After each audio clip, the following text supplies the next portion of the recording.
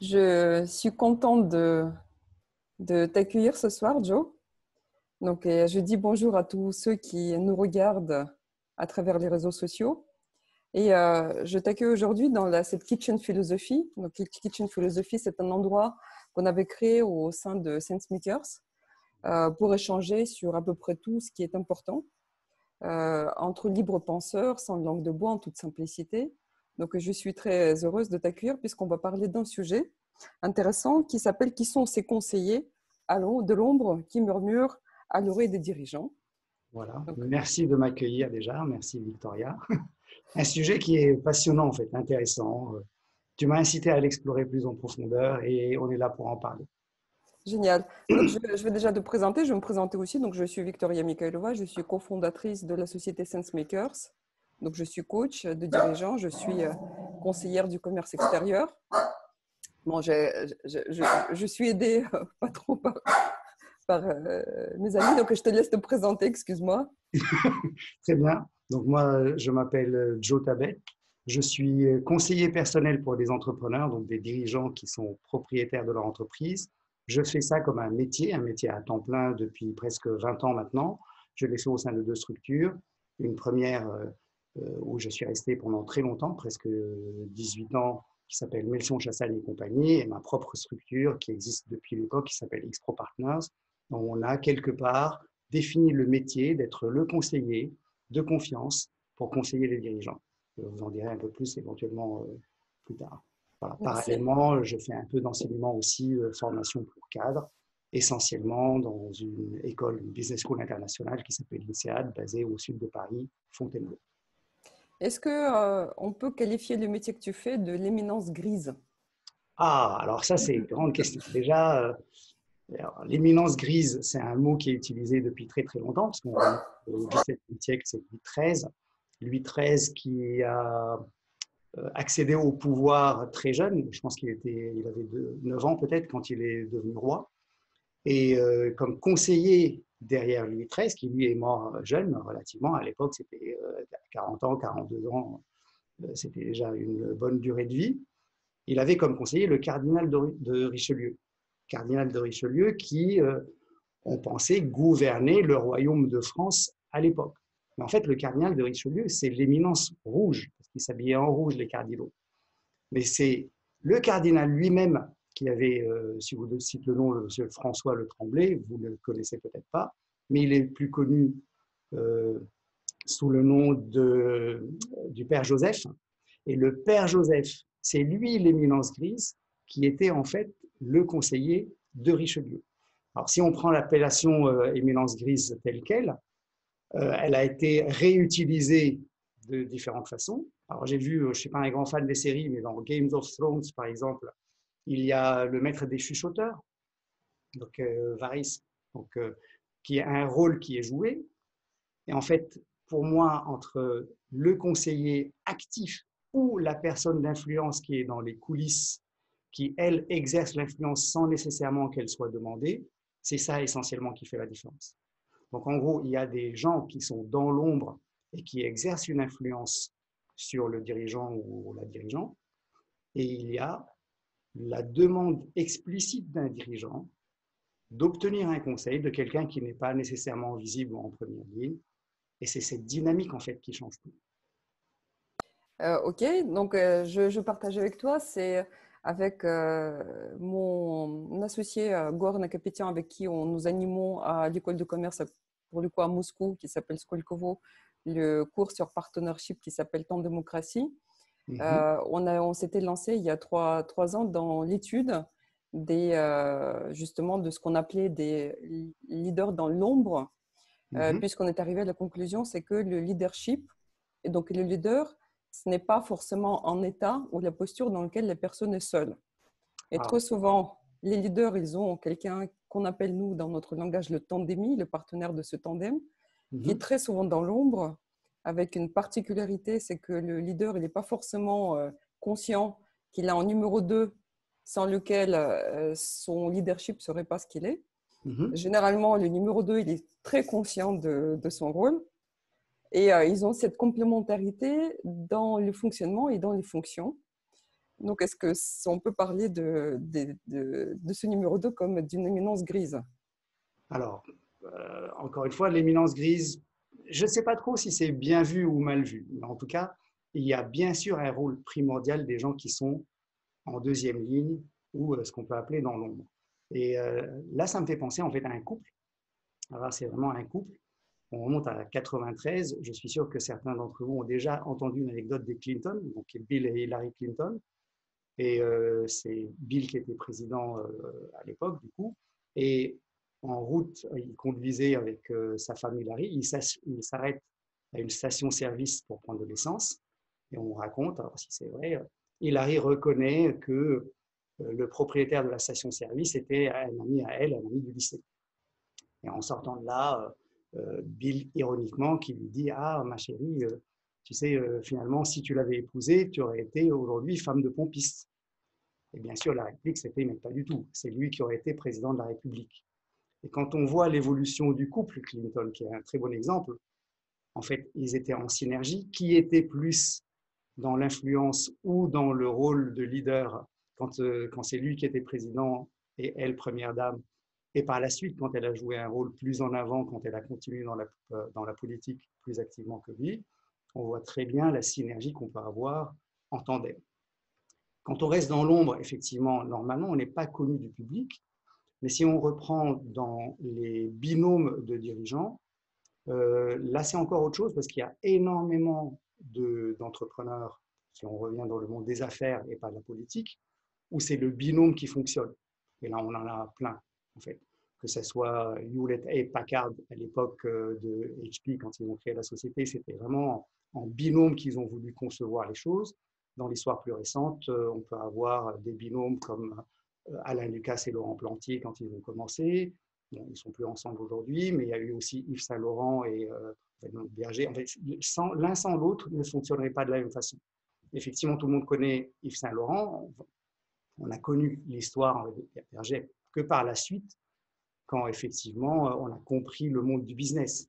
Mais il y a à la fois le côté artiste, star, visionnaire, créatif, et le pendant qui est un peu le gestionnaire parfois qui est apparent, et plus souvent qui n'est pas nécessairement en première ligne, mais dans l'ombre, mais qui peut être effectivement très influent.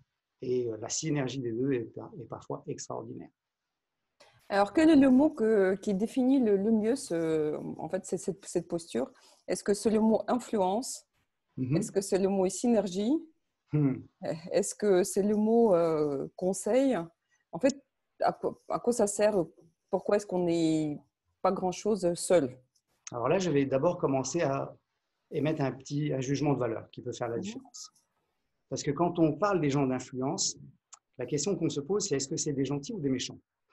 Parce que derrière, il y a des intérêts et il y a parfois des intentions.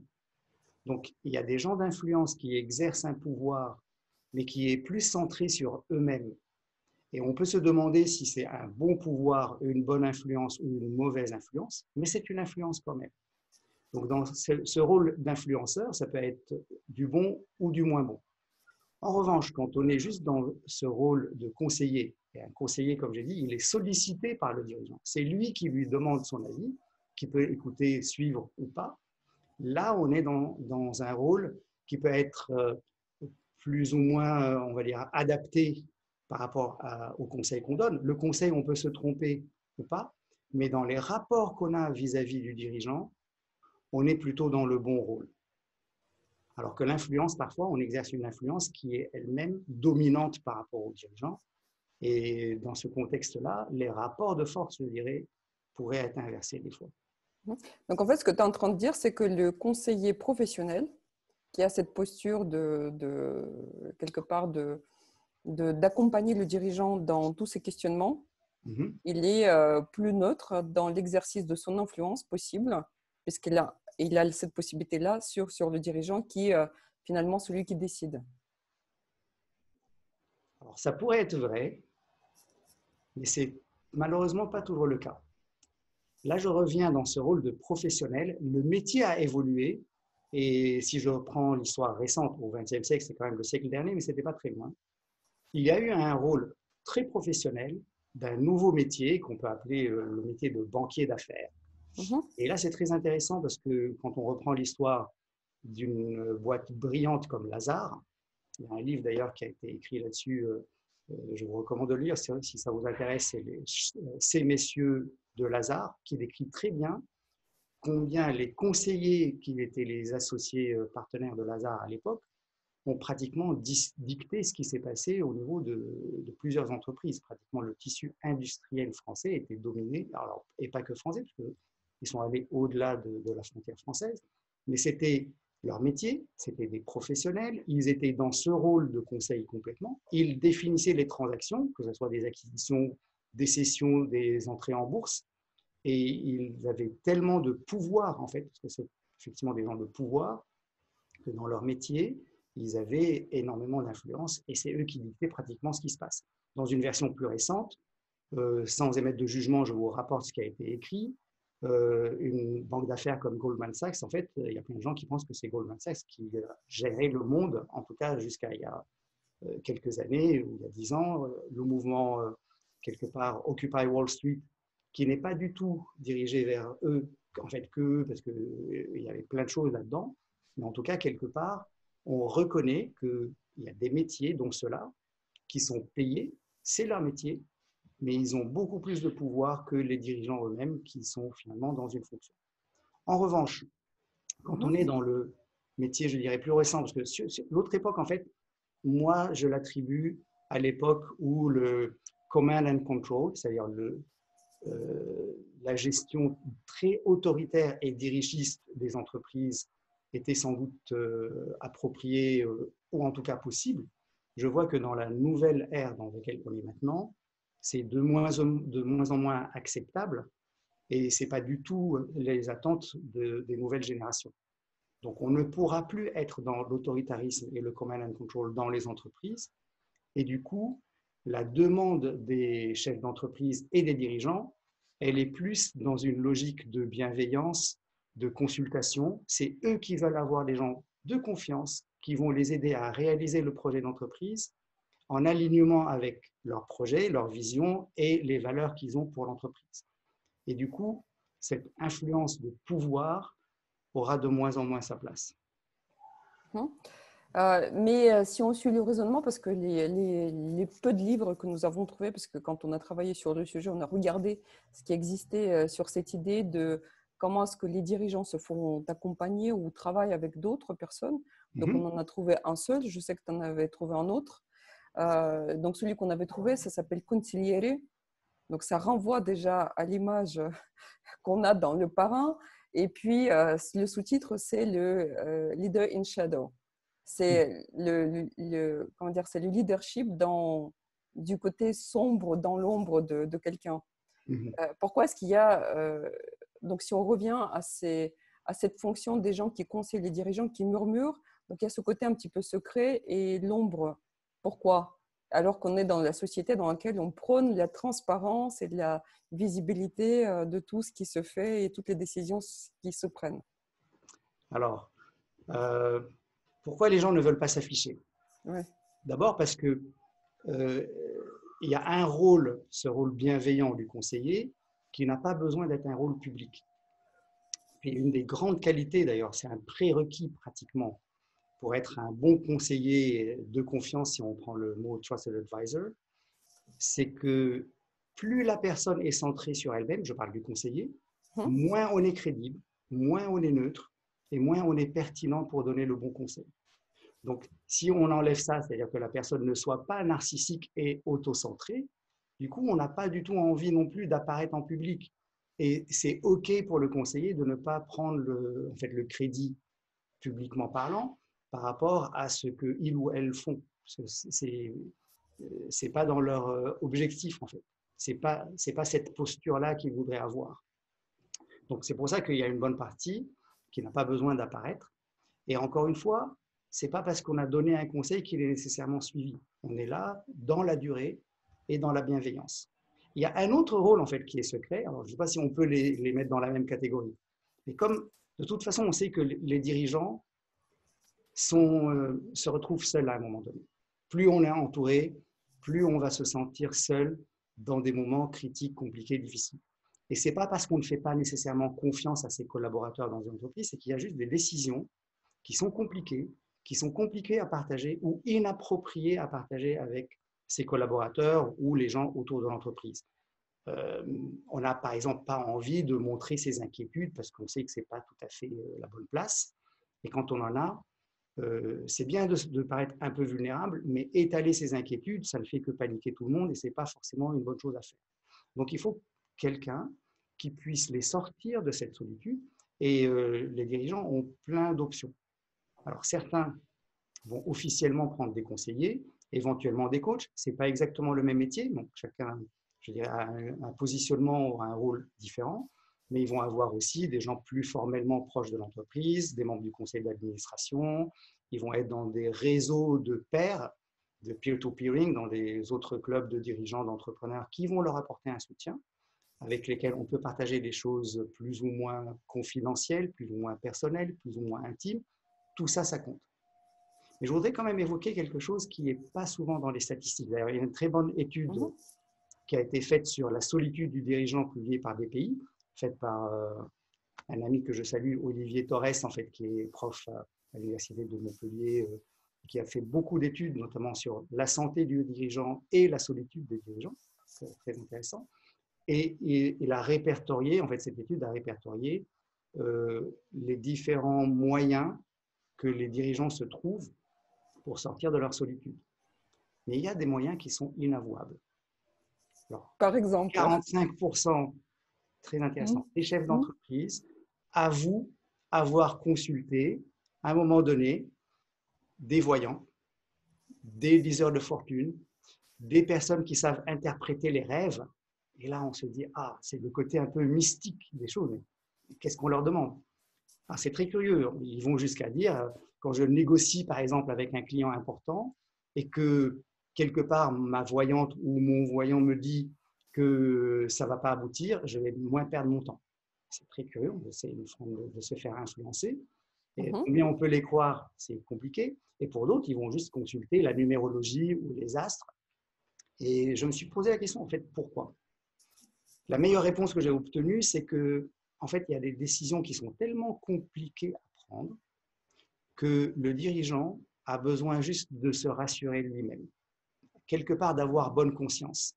Si les astres voulaient que ça en soit autrement ou le cosmos voulait qu'on aille dans une autre direction, il me l'aurait signalé à travers le pendule, à travers la boule de cristal, parce que en utilisant les meilleurs moyens que j'avais à ma disposition, je suis quand même dans un dilemme.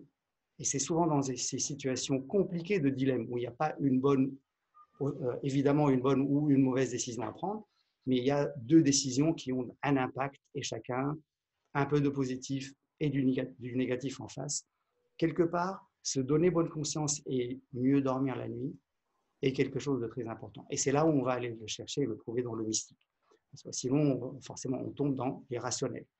Donc, voilà pourquoi je pense qu'il y a encore des gens qui vont être dans l'ombre, qui sont ces fameux conseillers. Il y en a qui sont là pendant très très longtemps. Hein. Alors, ce qui est très intéressant, c'est que c'est rarement les dirigeants qui vous disent qu'ils ont des personnes de ce type dans leur entourage. C'est plutôt les voyants eux-mêmes ou les gens qui font de la numérologie qui vont dire « Ah, si tu savais qui je conseillais, mais je ne peux pas le dire, c'est secret. » Enfin, Ça va des chefs d'État. Souvent, dans les réseaux, quand même, il y a des numéros qui circulent, des personnes. Et de plus en plus, ça devient comme la problématique de l'entreprise, puisqu'aujourd'hui, tu as des chamans d'entreprise. Donc, au sein de l'association des anciens d'HEC, donc maintenant, nous avons un groupement qui s'occupe de la spiritualité et des pratiques qui sont connectées à l'au-delà, à l'univers et des termes qui varient suivant les pratiques des personnes. Donc, est-ce qu'aujourd'hui, pour être un bon conseiller de dirigeant, il faut avoir quelques compétences en gestion d'énergie, en gestion d'être connecté au cloud général, à l'univers? Est-ce que ça aide? Ouais. Alors, nous sommes encore dans cette mouvance où on sort de l'autoritarisme, des métaphores militaires de la gestion d'entreprise qu'on a utilisées pendant longtemps, à cette notion de réalisation, de donner du sens à ce qu'on fait et quelque part du bien-être, de mieux vivre dans sa vie professionnelle. Alors, il y a une partie qui s'applique directement aux dirigeants, parce que si le dirigeant n'en veut pas, c'est très difficile que l'entreprise elle-même puisse avoir ce genre de culture. Mais quand les dirigeants en sont convaincus, effectivement, ça devient la culture d'entreprise. Et d'où l'émergence, en fait, de toute une philosophie. Alors, je peux vous nommer, il y a quelqu'un, je ne sais pas si vous avez entendu parler de Rodrigo Nuño. Il est décédé il y a juste une semaine, en mai 2020. Alors, lui, c'est un Colombien d'origine qui est un entrepreneur de New York. Il a eu une vision d'avoir un espace de travail différent. Donc, il y a un coworking space qui s'appelle The Assemblage. Donc, ils ont commencé à New York. Il a levé 12 millions pour ce lieu. Alors, il y en a maintenant plusieurs d'ailleurs, et pas que à New York. Et dans la philosophie de Nuno, c'est qu'il faut se retrouver soi-même dans des voyages profonds où on peut même utiliser des substances. On ne dira pas que c'est illégal comme l'ayahuasca ou d'autres, pour faire des voyages intérieurs pour se connaître soi-même, voire même faire encourager la consommation de certaines substances par ses salariés parce que en fait, il ne faut pas être complètement en transe, mais ça permet d'être en meilleur alignement avec soi-même et être plus performant au travail. Et du coup, à l'intérieur de ce lieu, en fait, il y avait des pratiques, bien sûr, de spiritualité, mais des pratiques plus mystiques, des espèces de voyages chamaniques, était autorisée la consommation sur place de certains produits aussi. Donc, tout ça, ça va avec. Mais en plus des cours de yoga, de méditation, en fait, tout ce qui va autour du bien-être de la personne pour être dans une meilleure spiritualité, une meilleure connexion. Et du coup, tout ce principe de l'énergie utilisée par les gens, c'est la dernière chose en fait qu'on ne maîtrise pas dans les entreprises. Parce que les processus, la production, les produits, les achats, tout ça, on arrive plus ou moins à les maîtriser. Ce qu'on n'arrive pas à maîtriser, c'est le comportement des gens. Donc, plus on arrive à fédérer des gens qui vont être dans la même vision, leur donner du sens et leur donner envie de faire, plus ça va fonctionner, ou mieux ça va fonctionner pour les entreprises. Combien loin il faut aller, alors ça c'est encore une autre question, mais dans cette notion d'engagement, de tribu, vraiment de se donner corps et âme dans sa vie professionnelle pour son entreprise, et ben, ça vient par des attachements, par des croyances, et agir sur ces croyances et donner en retour quelque chose qui apporte ce bien-être à la fois spirituel, mais aussi un peu physique, ben, c'est un vrai défi pour beaucoup d'entreprises. Donc, si on croit en cette voie-là, eh ben, oui, ça ne choque plus d'entendre dire un corporate shaman. Non, ça paraît complètement antinomique, mais alors après, il y a des entrepreneurs qui sont passés par le monde de l'entreprise, qui ont eu leur propre société. Je ne vais pas vous donner de noms, vous les trouverez, mais des Français qui sont aux États-Unis. La mouvance en France, je ne la connais pas très bien encore. Aux États-Unis, que ce soit côte Est, New York, ou côte Ouest, autour de LA et San Francisco, il y en a tellement. Et je pense que ça va nous arriver d'une façon formelle, officielle, d'une façon ou d'une autre. Oui, je pense que ça arrive déjà, puisque aujourd'hui, nous avons des gens qui sont en charge comment dire, des notions qui sont des notions vraiment de quelque part entre le ressenti, puisque j'ai entendu que tu parles beaucoup de bien-être de dirigeants et de bien-être au sein de l'entreprise et de l'alignement. Mais est-ce qu'en dehors de ça, quand on parle de ce métier de conseiller de confiance, est-ce qu'il a d'autres fonctions que d'assurer quelque part le bien-être de dirigeants? Et notamment, tout à l'heure, tu avais mentionné le fait d'être narcissique. Est-ce que la position d'exposition du dirigeant qui, quelque part, le soumet à ce risque de devenir narcissique, est-ce que face à ça, le conseiller de confiance a un rôle à jouer et lequel? Alors ça, je ne sais pas dire parce que il est largement documenté aujourd'hui que si le dirigeant est vraiment un vrai narcissique, j'étais hier, j'étais à une conférence d'un grand expert du leadership qui s'appelle Manfred Katz de Vries. Manfred a écrit une cinquantaine de bouquins sur le sujet, et notamment sur les narcissiques, etc. Et hier, quand on lui a posé la question si on a un dirigeant narcissique, qu'est-ce qu'il faut faire? Et elle dit, run away, il n'y a rien à faire. En fait, c'est toxique pour tout le monde. Bon, lui a cité des exemples que je ne citerai pas, mais c'est très compliqué. Et du coup, les narcissiques vont s'entourer de gens qui vont les rassurer, leur dire ce qu'ils ont envie d'entendre. Et quand on ne leur dit pas ce qu'ils ont envie d'entendre pour embellir leur image, on est viré. Ça devient très compliqué, en fait. Donc, le rôle de conseiller, en fait, est un rôle de plutôt aller faire plaisir que donner le bon conseil. Si je reviens au vrai rôle et la valeur apportée par un conseiller, d'abord, il faut que ça soit sollicité, comme j'ai dit, donc il faut avoir l'autorisation de pouvoir être en désaccord, mais dans le rôle du conseiller de confiance, il faut challenger. Et c'est valorisant d'être en désaccord. Et le dirigeant doit aussi lui-même, en fait, comprendre et valoriser le fait qu'on lui dise qu'il n'a pas forcément raison. On est là pour leur montrer où sont les angles morts. Et chacun a ses angles morts. Ce n'est pas forcément qu'on n'a que ça. Mais on est essentiellement à montrer les angles morts parce que ce qu'ils font bien et qu'ils ont déjà vu, c'est inutile de leur répéter 10 fois par jour qu'ils l'ont vu.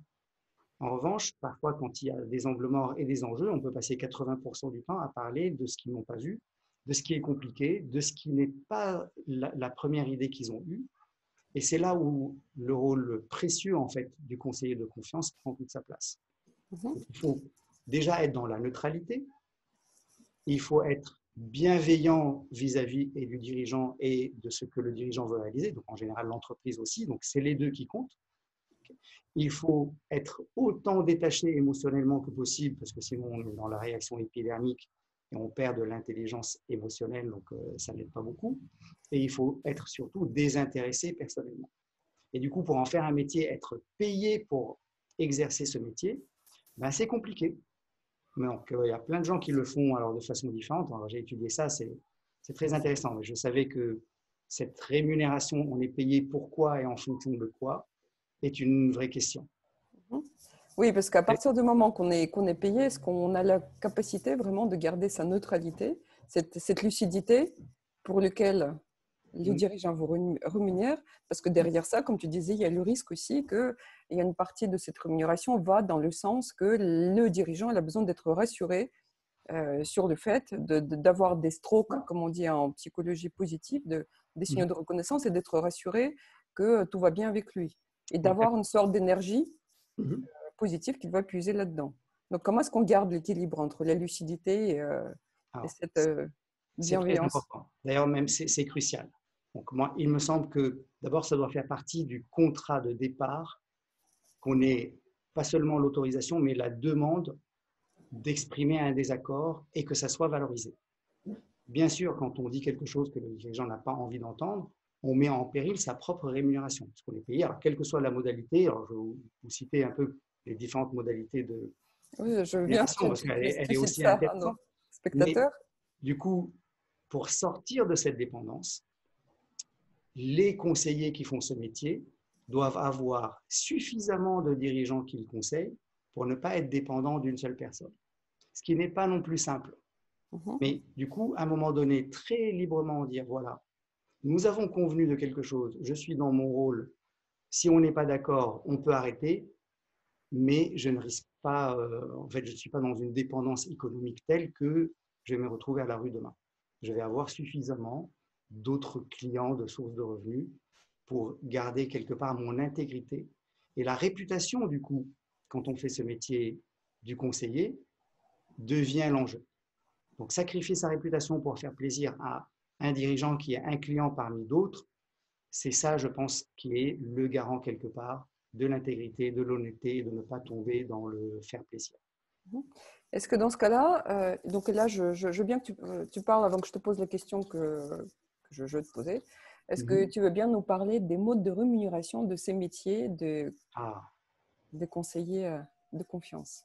Alors, il y a ceux qui sont déjà dans un rôle. Alors, il faut dire que les gens qui exercent ce rôle, parce que je pense que c'est un rôle avant d'être un métier, pour la grande majorité d'entre eux, ne le font pas comme un métier à temps plein exclusif.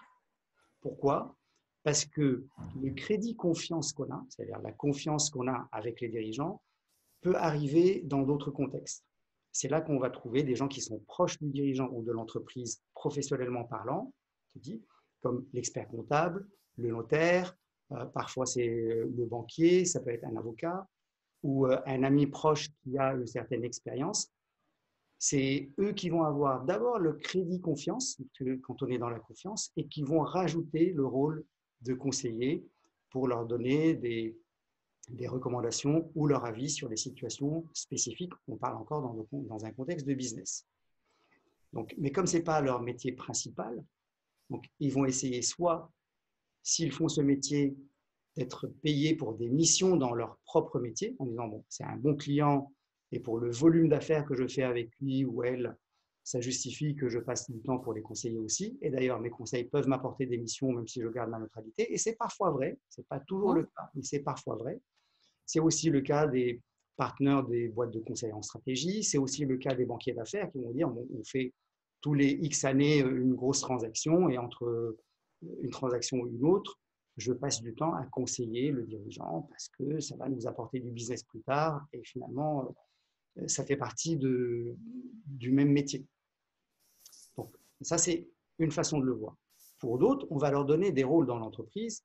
Le rôle le plus naturel ou le plus fréquent, c'est de les mettre au conseil d'administration ou l'équivalent dans un conseil stratégique ou éventuellement un advisory board où ils sont payés d'une façon ou d'une autre. Et là, la modalité de rémunération, c'est en général un forfait annuel. Alors, jetons de présence, en gros, c'est pour les quelques heures de présence de routine où ils vont être là, quelques jours parfois par an, on va trouver un forfait annuel et puis ça se reconduit. Très souvent, à l'évidence, c'est l'entreprise qui paye parce qu'on considère que dans ce rôle, même quand on conseille une personne qui est le dirigeant, c'est pour le bien de l'entreprise. Pour d'autres, quand ils commencent à traiter des sujets, ils vont être payés éventuellement sur le temps passé. C'est largement plutôt le modèle le plus courant pour les coachs. Alors les coachs, ils ont des missions souvent d'ailleurs, je dirais, limitées, ou en tout cas qui sont dimensionnées dans le temps. Ça peut être une mission sur 3 mois, 6 mois, voire même 1 an. Mais on va convenir en gros d'un mix, un package entre nombre de sessions, donc en gros le temps passé, la fréquence et la durée, ce qui va donner en gros un prix au tarif horaire. Pour ceux qui font ça de façon plus spécifique, qui viennent comme avocats par exemple, qui peuvent donner aussi des conseils qui vont au-delà. Parfois, c'est des conseils sur des sujets de fiscalité ou d'organisation où il y a une partie certes juridique, mais souvent ça va aussi au-delà. Et là, la norme, c'est la facturation horaire. Donc, on sait combien ça coûte sur le temps passé, mais il n'a pas défini, en gros, dans la mission, combien on va être payé au total.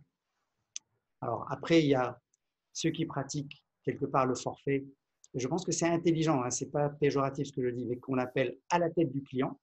Donc, il y a des gens qui vont dire, pour la mission que je fais, ben, un client par rapport à un autre va avoir plus de moyens selon moi et je vais moi-même annoncer et lui appliquer un tarif en fonction de ce que je pense ce client peut payer. Et ça, c'est très variable. Ça varie de 1 à 100 parfois, donc des ordres de grandeur très différents. Mais c'est toujours le conseiller lui-même en fonction du sujet, de l'objet, de la mission et de la tête du client. Encore une fois, sans que ça soit péjoratif, c'est pour dire je l'adapte.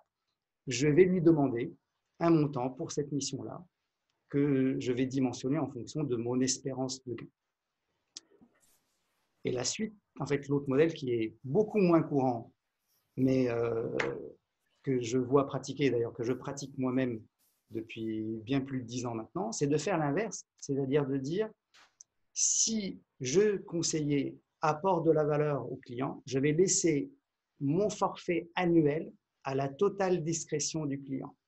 C'est chaque client, en fonction de sa valeur perçue, en fait, la perception de valeur et de leurs moyens, qui vont définir quelle va être ma rémunération et si ça va être retenu. Bien sûr, on se laisse la liberté de dire à ce tarif-là, j'accepte ou pas. Donc, c'est convenu. Alors, moi, personnellement, je demande de convenir grosso modo à l'avance, mais c'est ajustable à tout moment et voire même révisable à la fin de l'année, à la hausse ou à la baisse. Et c'est ce modèle-là, je ne connais pas un modèle plus puissant qui garantisse la confiance réciproque mutuelle et quelque part l'apport de valeur dans ce job ou le rôle qu'on s'est donné. Alors, parfois, souvent, quand j'ai commencé ça, on me dit, mais Joe, mais ça, c'est un métier de riche. Il faut le faire quand on n'a vraiment pas besoin de gagner sa vie. Bah, malheureusement, non, je ne faisais pas ça comme un métier de riche qui était accessoire. Ça fait, comme je dis, 12 ans maintenant que je ne pratique que ce modèle-là. Et j'ai des clients que je conseille de cette façon-là et qui me rémunèrent de cette façon-là depuis plus de 10 ans. Donc, on sait que le modèle fonctionne. Je suis personnellement surpris pourquoi ce n'est pas plus répandu. Et de temps en temps, j'ai des gens qui me disent, mais Joe, je l'ai testé effectivement avec un de mes clients. Et figure-toi, un, ça marche. Deux, j'ai été payé au-delà de ce que je pouvais attendre. Ce n'est pas toujours le cas, cela dit. Mais après, il faut mettre des garde-fous pour qu'il n'y ait pas un abus.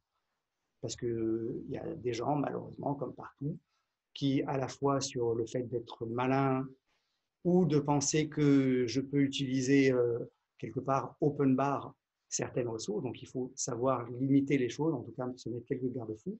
Et le mien, il est relativement simple.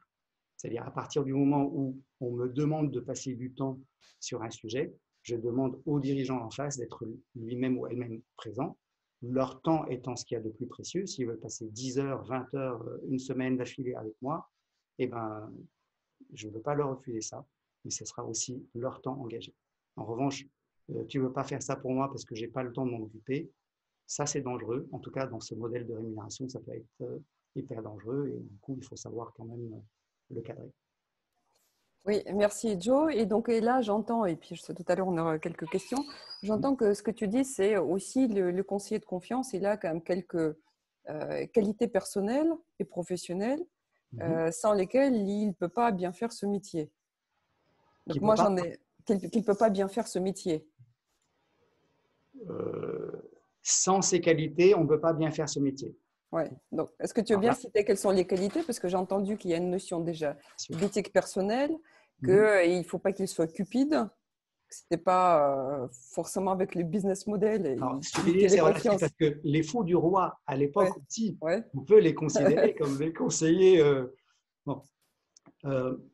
Donc, certes, il y a plusieurs qualités qui sont requises pour bien faire ce métier. La première, en fait, il faut savoir faire de ce qu'on appelle de l'écoute active. Et ça paraît simple, en fait, mais il y a plein d'études qui montrent qu'il y a très peu de gens qui sont bons à faire de l'écoute active. Très souvent, et surtout quand on est très intelligent, ça va tellement vite dans sa propre tête qu'au milieu de la phrase, on a déjà la réponse. Et c'est très tentant, en fait, de shooter la réponse très vite, voire même de donner la réponse même à la fin de la phrase quand on l'a entendue jusqu'au bout. Mais en fait, l'écoute active, c'est beaucoup plus que ça. Et c'est très important, d'abord, d'avoir cette écoute active. Deux, il faut aussi être bon communicateur, parce qu'on est en fait dans un échange. On peut exprimer des choses et s'énerver en les exprimant. Ce n'est pas utile, en fait. Très vite, on va comprendre que pour un dirigeant, le remettre en question et éventuellement leur faire comprendre certaines choses va passer par différents moyens. Parce que souvent, quand on est soi-même, déjà, on a ses angles morts. Ce n'est pas parce que quelqu'un a mis un coup d'éclairage qu'on va dire « Ah, mais tu as raison, c'est vrai ». Il faut leur montrer, il y a tout un acheminement en fait dans la construction de la pensée pour leur amener des éléments que parfois on n'a pas. On a les éléments de raisonnement. La matière première, c'est souvent de l'info qui est transmise. Du coup, c'est tout un exercice dans la communication de savoir passer les messages. Donc, sans ces deux composantes, à mon avis, c'est très, très difficile déjà d'exercer ce métier. Après, il faut être quelque part, je dirais, dans la bienveillance, parce que c'est une vraie responsabilité, en fait, qu'on a dans ce rôle. Et on peut autant faire plaisir et faire du tort, parce qu'on a fait plaisir, donc la complaisance n'est pas forcément une bonne chose, et l'agressivité ou l'insulte ou la remise en question qui fait perdre confiance, ce n'est pas nécessairement le plus efficace. Donc voilà, c'est un petit mélange de tout ça qui fait les prérequis. Donc en fait, il faut challenger tout en restant bienveillant. Et moi, j'en ai identifié quelques autres. Je voudrais bien avoir ton avis là-dessus. La curiosité. Est-ce que le conseiller de confiance, c'est quelqu'un qui a un esprit très ouvert et qui s'intéresse à beaucoup de choses pour justement permettre à quelqu'un qui, si je prends ma métaphore de tandem, qui est devant et qui doit regarder la route, la destination. Et donc, peut-être qu'il a besoin aussi de quelqu'un qui a cet angle très large de vue. Je ne peux qu'être d'accord avec ça. Alors, est-ce que c'est un prérequis? Je serais sévère de dire que ceux qui ne le sont pas vraiment ne seraient pas de bons conseillers. C'est évident, plus on va aller chercher dans des sphères, dans des mondes qui ne sont pas le monde naturel du dirigeant qu'on conseille, plus on va leur apporter de la richesse. Mais il faut aussi apporter ça avec un minimum de bon sens. Il faut savoir traduire tout ça. Mais bien sûr, la curiosité, c'est un avantage énorme. Et qu'est-ce que tu penses du sens de l'humour? Alors, l'humour est très particulier. C'est quelque chose de très culturel. Si on parle de l'humour à l'anglaise, de l'humour noir, il y a plein de gens qui sont dans l'humour sarcastique permanent. Personnellement, j'ai du mal avec ça. En revanche, j'ai beaucoup d'humour, je ne fais que raconter des histoires. Souvent, on me dit, mais tu as un visage trop souriant. D'ailleurs, je dois ça quand même. C'était il y a presque 30 ans maintenant, un peu moins. Mais à ma sortie de MBA, j'avais un seul rêve, c'est de devenir consultant en stratégie. Mais bon, pour plein de raisons, je l'ai fait à temps partiel. Et puis un jour, je reçois un coup de fil, il y a quelqu'un qui me dit, on te veut demain. Tu commences à travailler sur une mission, ce que j'ai commencé à faire. Mais il y a une formalité. 2 semaines plus tard, je vois le grand patron, c'était une boîte de stratégie française. Elle n'existe plus, donc elle a été absorbée, donc on ne peut plus la reconnaître. Et là, à mon entretien avec Big Boss, le managing partner, alors que je travaillais déjà sur la mission et que je travaillais déjà pour d'autres boîtes de conseil plus internationales, là, il me dit, Joe, on a un problème, je pense que ça ne va pas marcher. J'ai dit, ah bon, c'est quoi? Il me dit, vous n'avez pas la tête assez carrée, vous avez un visage trop souriant pour travailler chez nous. Et je pense que je lui dois de ne pas avoir pris le job et du coup, ça m'a complètement changé ma carrière. Donc, je lui dois quelque chose, parfois quelque chose, un échec que je l'ai perçu pas vraiment comme échec parce que j'avais aucun regret. C'était une grosse déception sur le coup, donc pour une personne, mais ça peut changer une vie. Donc du coup, l'humour, oui. Combien, de quelle façon et combien ça va résonner avec la culture de l'entreprise ou l'ADN des gens. Je pense qu'on s'entoure de gens, il faut s'entourer de gens avec qui on partage les mêmes valeurs. Si les valeurs sont trop éloignées, ça peut être compliqué. En revanche, on ne va pas être des clones. Il y a plein de variantes en fait sur les valeurs des individus et des entreprises qui ne sont pas forcément incompatibles. Mais sur certaines valeurs, je pense que, et notamment la sensibilité pour l'humour, il y a des gens qui ne sont pas du tout, qui pourraient éventuellement mal le prendre ou qui l'attendent d'une certaine façon. Donc, je le mettrais plutôt en moins intéressant que curiosité. Oui, en fait, on avait identifié ça parce que ça nous semblait avoir quand même un double bénéfice, c'est que ça apporte de la bonne humeur. Et je pense que quand on est face à des situations très tendues, aux décisions très difficiles à prendre, ça permet de relativiser. Et puis dans l'humour aussi, bien sûr, dans l'humour de bon goût, fin, qui se pratique à propos, il y a aussi une qualité très précieuse. C'est-à-dire ça permet de relativiser. Ça permet aussi d'avoir une vision systémique. Je pense qu'il y a beaucoup de vertus à l'humour.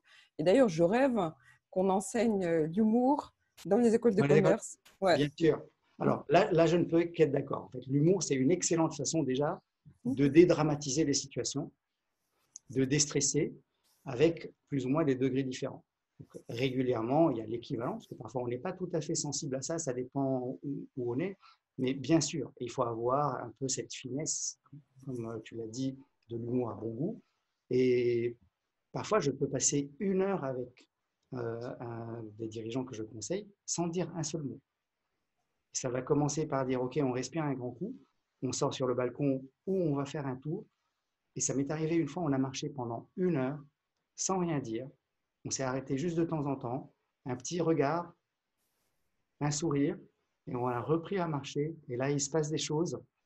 Et en sortant de là, c'était merci Joe, mais j'ai rien dit.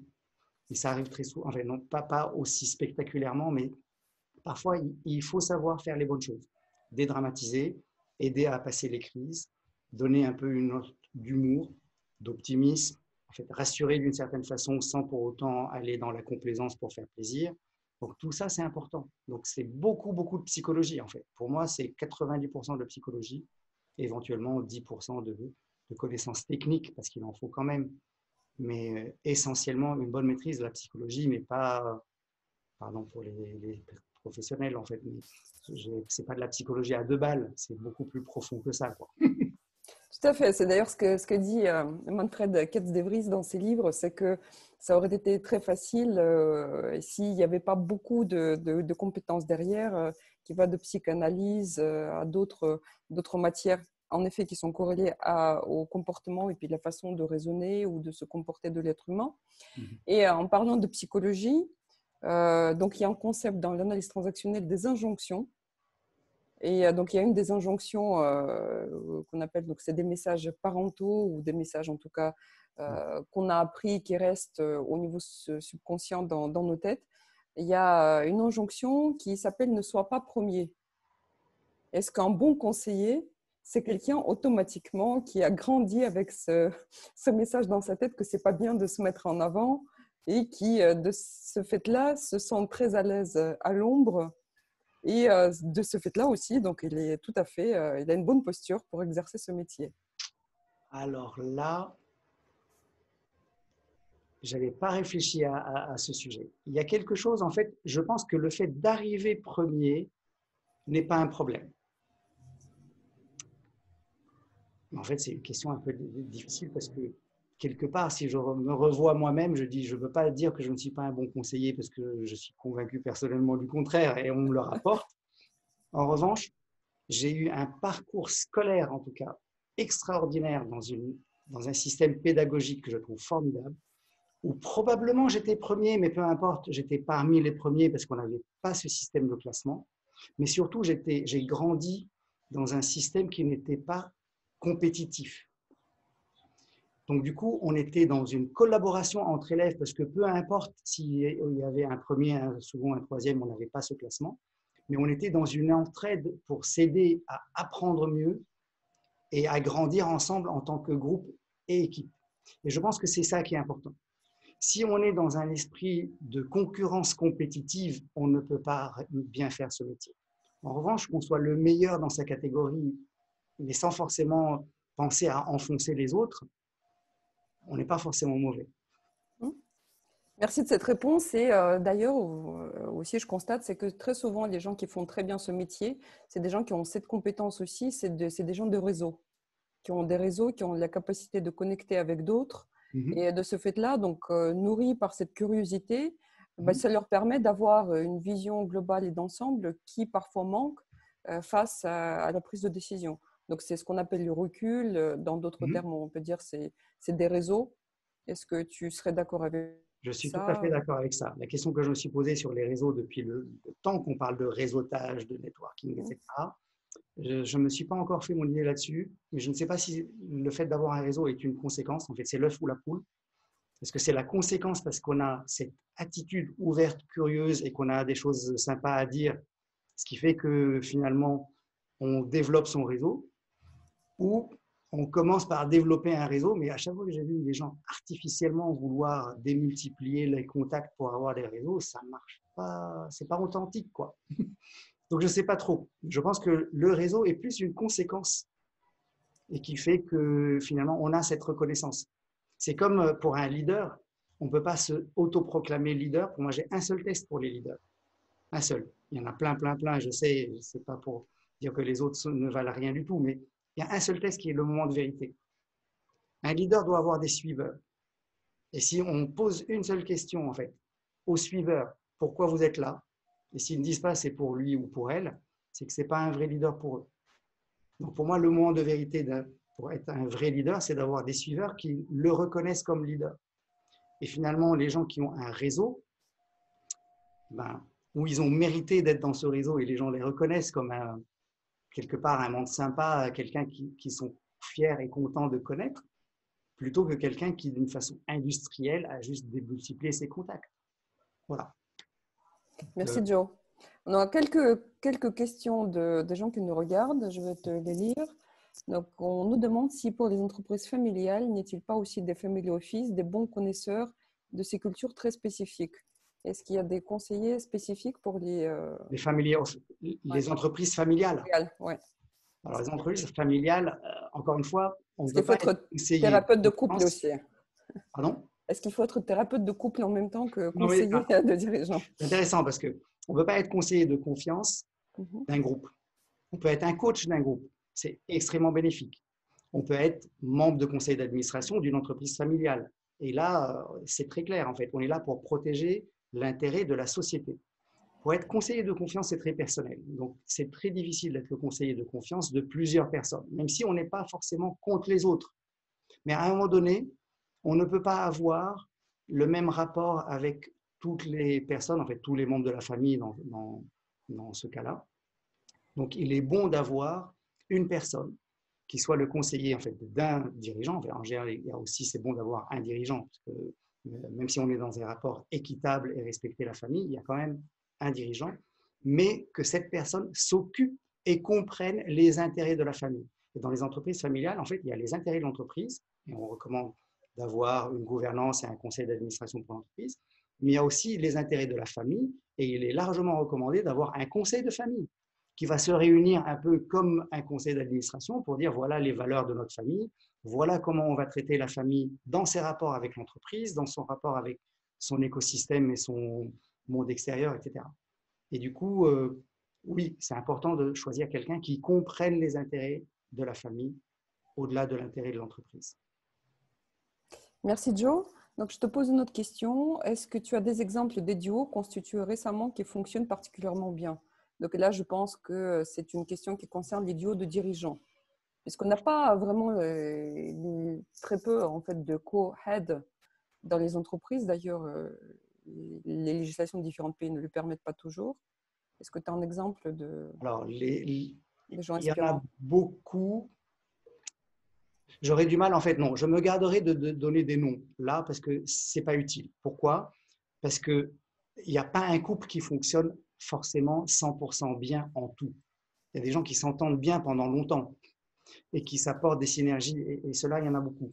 Mais si je commençais à citer un exemple, ma crainte, c'est de dire, bon, il y a ce truc-là qui ne marche pas tout à fait bien, ou sur cet aspect, ils ont fonctionné, sur cet autre, ils se sont tapés sur la figure, comme dans un couple. Donc, ce n'est pas le but. Mais reconnaître qu'il y a des synergies et savoir s'aligner sur des valeurs pour aller beaucoup plus loin ensemble, il y a vraiment plein d'exemples. Alors, je vais finir avec une question personnelle. C'est qu'avec mon associé Gourne Capétian, donc on a prévu de créer une conférence des éminences grises. Oui. Alors, d'après toi, donc bien sûr, si on suit la terminologie, ce sont des gens de l'ombre, donc ça nécessiterait qu'ils sortent de l'ombre. Et à ton avis, qui seraient des gens qu'on devrait inviter dans cette conférence? Pas nominativement, mais quelle catégorie de socio-professionnels? Où est-ce qu'on va aller chercher ces personnes? Oh, waouh, c'est une excellente question. Déjà, il faut, en fait, ce serait bien d'avoir des dirigeants qui eux-mêmes sont entourés d'une façon ou d'une autre, et éventuellement d'autres qui ne le seraient pas. Parce que c'est intéressant de pouvoir faire ressortir en fait ce qui fait cette différence. Et bien sûr, j'essaierai d'avoir des représentants de, je dirais, chaque catégorie qui pourrait être qualifiés soit dans leur stature par rapport à l'entreprise ou dans leur métier, comme ses conseillers. Maintenant, pour l'appellation, est-ce que c'était une question sur l'appellation éminence grise ou pas? Parce que je ne suis pas sûr de la connotation. N'étant pas d'origine française moi-même, en fait, je suis en France depuis très très longtemps, donc je me sens français, mais parfois il y a des mots qu'on utilise, mais qui peuvent avoir une consonance plus ou moins positive ou négative. Je ne sais pas si on est encore dans une mouvance royaliste ou anti, c'est pas le point, mais je dirais, attention, les gens de l'ombre, parfois, c'est mal vu comme des manipulateurs. Et quand on parle de ces fameuses éminences grises dans ces notions de pouvoir, ce pouvoir autoritaire qui n'est plus, je dirais, d'actualité, était la règle à l'époque. Donc, voilà. Donc, je ne sais pas si on doit reprendre des notions des influenceurs qui sont encore des gens de pouvoir, mais un pouvoir qui est moins apparent parce qu'il n'est plus autant bienvenu qu'avant, mais il existe encore largement, malheureusement, ou dans cette nouvelle tendance de se dire je m'affiche, je le déclare, c'est un métier, et j'assume à la fois ma pertinence, mon intelligence, ma bienveillance, et je vais être payé pour ça. Oui, c'est plutôt dans cet esprit-là. Et c'est d'ailleurs quand on a créé SenseMakers, c'était aussi pour répondre à la problématique, c'est qu'aujourd'hui, on classe les gens dans les métiers, dans les catégories. Donc, il y a des coachs, il y a des consultants, il y a des conseillers, Mhm, il y a des numéros 2 qui ont souvent cette fonction-là. mhm, Et nous pensons, c'est qu'il y a des gens aujourd'hui qui font des métiers qui font beaucoup de sens, mais qui sont des métiers qui sont dans l'ombre et pas dans le sens parce qu'ils exercent l'influence, mais parce que mhm, c'est des métiers qui ne sont pas vus et qu'il y a probablement intérêt à faire une sorte de fusion entre plusieurs de ces métiers-là et de les valoriser. Et en effet, en assumant que c'est un métier, qu'il existe et qu'il a mérite d'apporter quelque chose dont nous avons tous besoin, c'est la connexion, c'est quelque part partager la sagesse, y compris la sagesse dans le silence, y compris la sagesse dans la connexion avec les autres. mhm. Et voilà, donc, et créer à travers ce partage et cette confiance quelque chose qui nous dépasse au titre individuel. Je ne peux qu'être d'accord et j'encouragerai cette conférence. Je pense qu'il est aussi important et sain de montrer la différence entre les différents métiers et dans leurs différents rôles.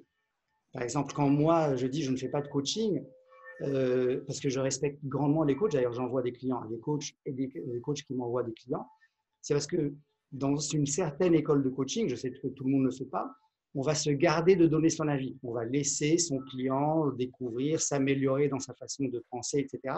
Parce que ça lui rend un plus grand service, lui apprendre à pêcher plutôt que lui sortir du poisson. Le métier de conseiller, c'est donner son avis. C'est pas pareil. Le consultant, il va aller travailler sur le terrain, documenter des choses, revenir avec des analyses, des présentations. Le conseiller, il va être là en direct et il va donner son avis en live. Mais c'est le meilleur avis du moment parce que c'est juste un cerveau accessoire avec l'intégration de la compassion, les valeurs et le cœur avec, éventuellement. Donc, ce n'est pas du tout les mêmes démarches, il faut savoir les Oui, reconnaître, les célébrer et éventuellement montrer la distinction parce qu'il y a plein de gens qui confondent conseiller, consultant, le coaching parce que c'est du personnel intime, one-to-one. Effectivement, ça peut. psychothérapeute aussi, ou Les, psychanalyste. Oui. voilà. Le nombre de fois où on m'a dit, mais finalement, tu es le shrink, le psy des dirigeants. Mais non, je ne les guéris pas, malheureusement. Alors, les autres non plus, paraît-il, mais je ne suis pas dans une démarche d'analyse. Donc, c'est intéressant de regrouper tous ceux qui pourraient apporter quelque chose aux dirigeants qui sont seuls, mais comme ils n'apportent pas les mêmes choses, ce serait bon de montrer éventuellement les différences et les distinctions. Merci beaucoup, Joe. Merci pour cette discussion fort intéressante. Je J'étais t'en ravie de te remercie. recevoir et je te dis à très bientôt, donc en dehors des écrans. Et donc à ceux qui nous écoutent et qui nous regardent, je vous dis à la semaine prochaine, puisque mardi, je vais recevoir mon amie Catherine Montrade-Pierotti sur le sujet du marketing et la com. Est-ce que c'est la même chose? Comment est-ce que ça évolue? Est-ce qu'il y a conflit entre les deux? Voilà, c'était passionnant ce soir et je souhaite bonne soirée à tout le monde et bon week-end. Merci. Au revoir, Dieu merci.